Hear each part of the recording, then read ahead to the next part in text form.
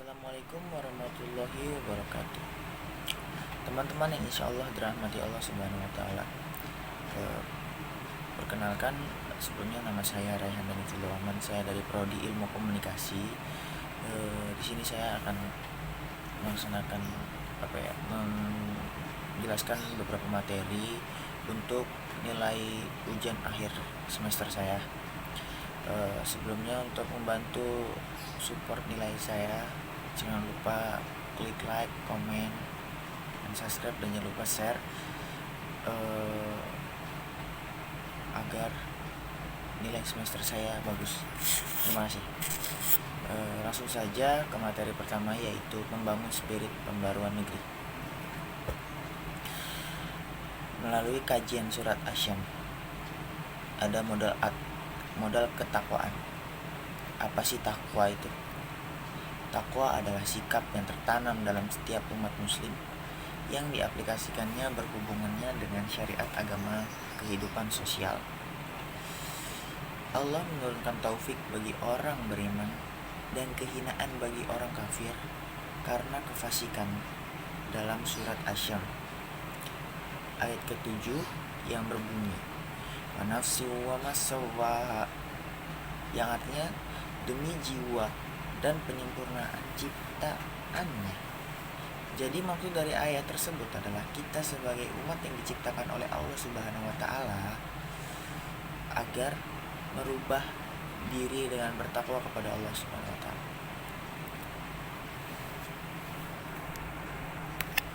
Kemudian dalam kajian surat Ad-Duha,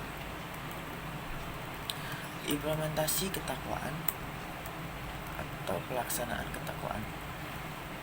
Dalam surat Ad-Duha ayat 5 yang berbunyi wala sawfa yu'tika rabbuka fatarda, artinya dan kelak Tuhanmu pasti memberikan karunia-Nya kepadamu, lalu hati kamu menjadi puas.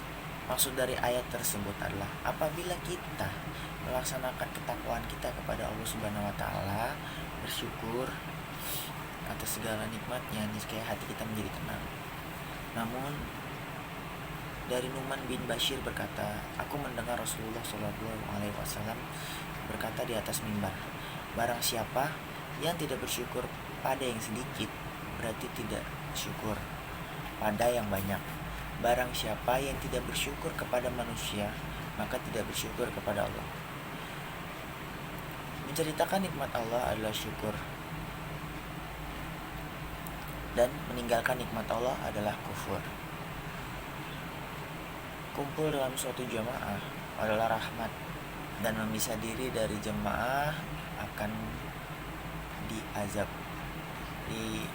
Diriwayatkan oleh Ahmad. Kemudian ada pula ungkapan syukur dari surat Ad-Duha. Ada 3 hal. Yang pertama, menyantuni yatim sesuai hadis Rasulullah SAW bahwa beliau menjadi penjamin yatim dan beliau di surga beserta yatim laksana telunjuk dan jari tengah. Diriwayatkan dari Hasan berkata, adapun arti dari orang yang meminta-minta, janganlah kamu menghardiknya. Wa amsaila falan tanhar. Di tafsirnya fakir dalam ilmu, jadi harus diberi pendidikan agar berilmu dan beriman. Yang ketiga, kenikmatan Allah yang paling besar adalah kerasulan yang di dalamnya ada risalah, yakni Al-Quran sebagai rahmatan lil alamin. Sehingga orang yang diberikan ilmu dalam Al-Quran harus diajarkan kepada orang yang lainnya. Seperti ulama-ulama kita, alim ulama kita itu mendapatkan ilmu dari Al-Quran, lalu mereka berdakwah untuk menyebarkan apa yang mereka dapat di dalam Al-Quran. Yang ketiga, ada kajian surat Al-Insyirah. Di surat Al-Insyirah ini kita mengambil tentang perbaikan mutu atau quality improvement. Perbaikan dilakukan secara terus-menerus yang berlandaskan pada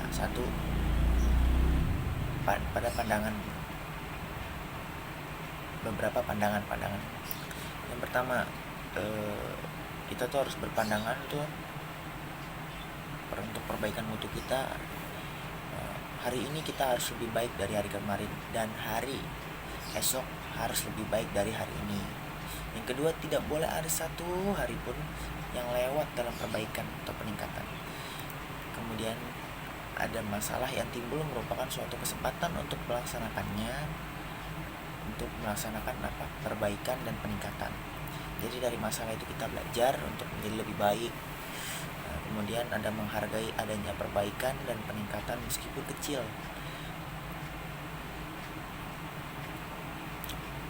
Kemudian perbaikan dan peningkatan tidak harus memerlukan investasi yang besar, cukup dengan niat. Kalau kita niat untuk memperbaiki diri, insya Allah Allah akan membantu. Kemudian ada kajian surat An-Naba. Kajian surat An-Naba ini di mana perbaikan dan peningkatan kita menjadi pertanyaan publik tentang tauhid.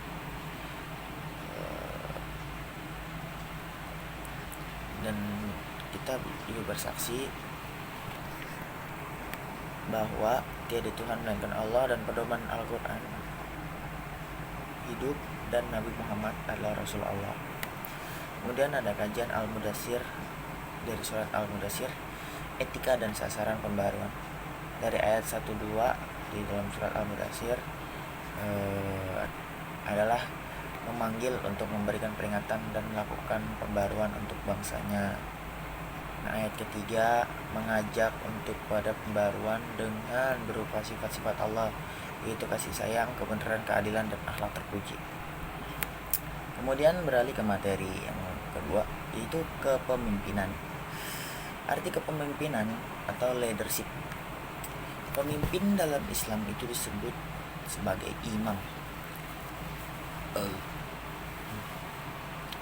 Pemimpin itu dibagi menjadi dua. Ada kepemimpinan, ada pemimpin. Kepemimpinan diberlakukan dengan persetujuan dari yang pimpinannya. Pemimpin diakui oleh umat dan dikenal melalui dakwah dan kiprahnya di tengah umat, sehingga lebih kenal sebagai pemimpin umat atau imam. Beberapa model kepemimpinan. Pemimpin transfusional mempunyai proses transformasi yang mendorong meningkatnya kesadaran bawahan serta menunjukkan cara untuk mencapainya. Kemudian ada juga mendahulukan kepentingan kelompok, meningkatkan kebutuhan bawahan. Sebagai pemimpin juga harus mempunyai beberapa karakteristik perilaku, contoh perilaku karismatik, inspirasional, stimulasi intelektual, konsiderasi individual. Kemudian model kepemimpinan Mekah dan Madinah. Kepemimpinan mereka itu ibaratkan matahari, planet, dan bintang, di mana matahari itu sebagai pemimpin, dan planet itu sebagai pemimpin para sahabatnya, dan bintang sebagai pemimpin umatnya. Kembali lagi ke materi selanjutnya, yaitu power of haji atau power of leadership. Power of haji adalah ada 11 komponen dalam haji. Yang pertama, kita apabila kita berhaji, ada yang pertama komponennya itu ada satu, dosa-dosa kita terhapuskan. Dimana kalau kita nanti untuk berangkat haji, insyaallah dosa-dosa kita terhapuskan. Kemudian kita melaksanakan ibadah unggulan, ibadah yang lebih mulia. Kemudian berjihad di jalan Allah. Kemudian ada merupakan kelompok tamu Allah. Apabila kita berhaji itu kita termasuk tamu Allah yang paling mulia, ya paling spesial lah. Terus kemudian dianugerahi senjata doa. Kemudian memiliki jaminan, maksudnya itu apabila nanti kita berangkat, itu berarti kan kita sedang berjihad di jalan Allah. Apabila kita nanti dalam perjalanan, nauzubillah, nyawa kita diambil oleh Allah, kita akan masuk surga gitu. Biaya digantikan itu maksudnya biaya yang dibayarkan untuk pergi haji itu pasti nanti diganti insyaallah sama Allah. Kemudian dapat pertolongan dari Allah, kemudian mendapatkan fasilitas wasilah dibanggakan oleh Allah lalu menjadi ahli surga. Nah, kemudian ada unsur kekuatan negara. Sebuah negara yang kokoh bukan hanya karena pengaruh pemimpin, melainkan dilingkarinya negara itu oleh ilmunya alim ulama, keadilan pemimpin, dermawannya orang kaya, dan doanya kaum duafa. Jadi unsur kekuatan negara, kokohnya negara itu dikelilingi oleh ilmu-ilmunya alim ulama, keadilannya pemimpin, dermawannya orang kaya, dan doa-doanya kaum duafa. Ya, jadi kokohnya sebuah negara itu dikelilingi oleh orang-orang itu. Kemudian hikmah ajaran sebagai sumber energi kepemimpinan. Haji yang mabrur akan membangun sifat-sifat ketuhanan yang dicontohkan oleh Nabi dari akhlak ataupun moral dan jiwa sosialnya. Implementasi tauhid dalam Pancasila. Indonesia itu kan memiliki dasar negara yaitu Pancasila, atau bisa disebut ideologi bangsa.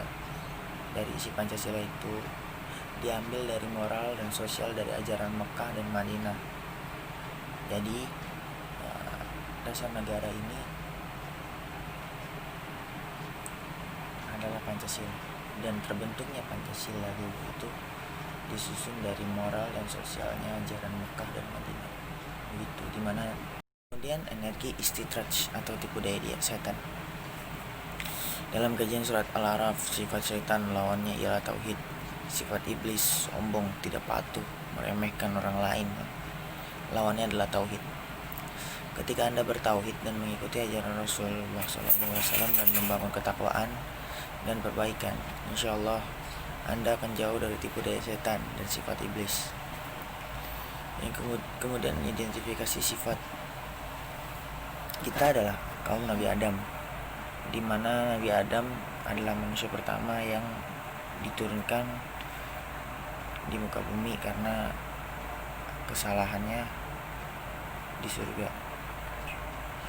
Contoh sifat kita, sifat Nabi kita Adam alaihissalam dan iblis yang sama terusir ke dunia karena masing-masing dengan kesalahan yang dibuatnya. Namun Nabi Adam sadar akan kesalahannya atau pelanggaran perintahnya, maka beliau meminta ampun kepada Allah dan taubatnya diterima Allah karena Allah Maha Pengampun dan Pemberi rahmat.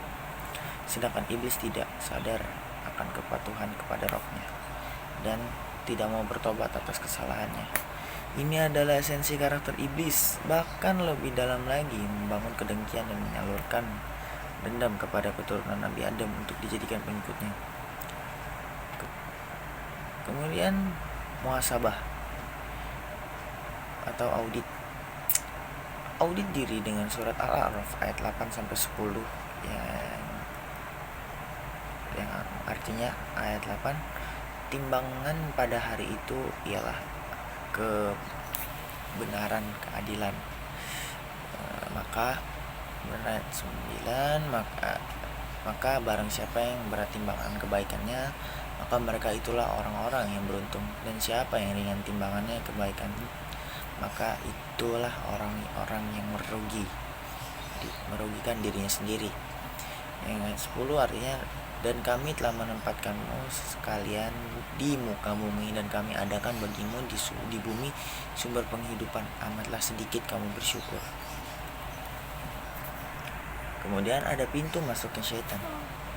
Cara iblis melumpuhkan dirimu ada dalam surat Al-A'raf ayat 182 yang artinya, kami nanti akan menarik mereka berangsur-angsur ke arah kebinasaan dengan cara yang mereka tidak ketahui.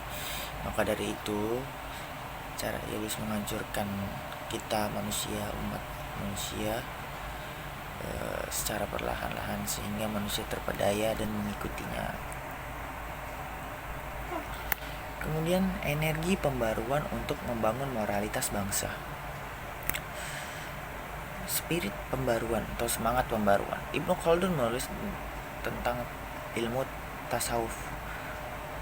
Orang yang tekun beribadah disebut tasawuf. Abdullah bin Nuh Tasawuf adalah suatu bagian yang jauhari atau esensial dari risalah Nabi Muhammad SAW berupa akhlakul karimah, sesuatu yang asli dalam Islam dan ridho Allah Subhanahu wa taala, karena semua bersumber dari Al-Qur'an. Jadi tasawuf adalah kesempurnaan dalam Islam, kesempurnaan dalam iman, kesempurnaan dalam ihsan, dan kesempurnaan dalam amal. Contoh pembaruan negara muslim.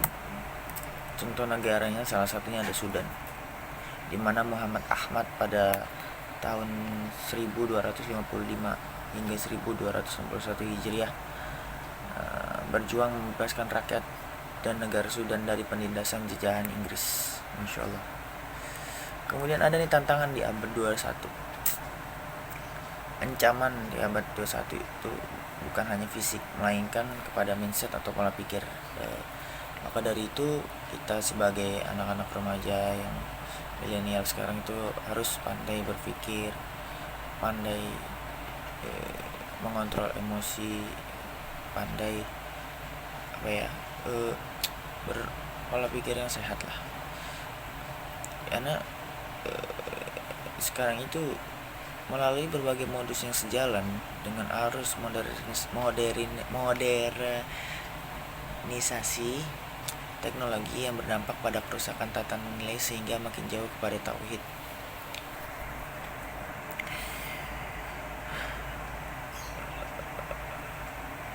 Guru saya pernah berkata waktu saya SMP itu, guru PAI, kelak suatu saat nanti kita di zaman era globalisasi ini, modernisasi ini, kita akan ada yang namanya perang, yaitu perang Ghazul Fikri, di mana itu adalah perang pemikiran, bukan perang fisik.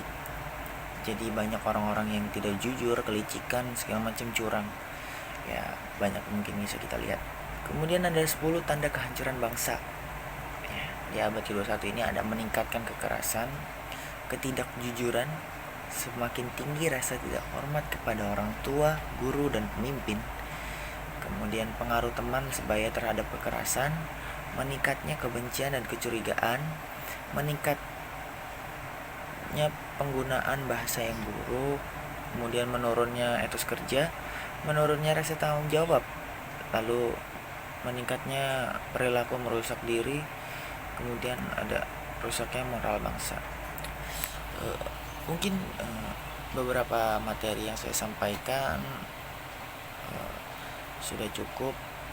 Bila ada salah kata atau mungkin ada salah penyampaian, atau mungkin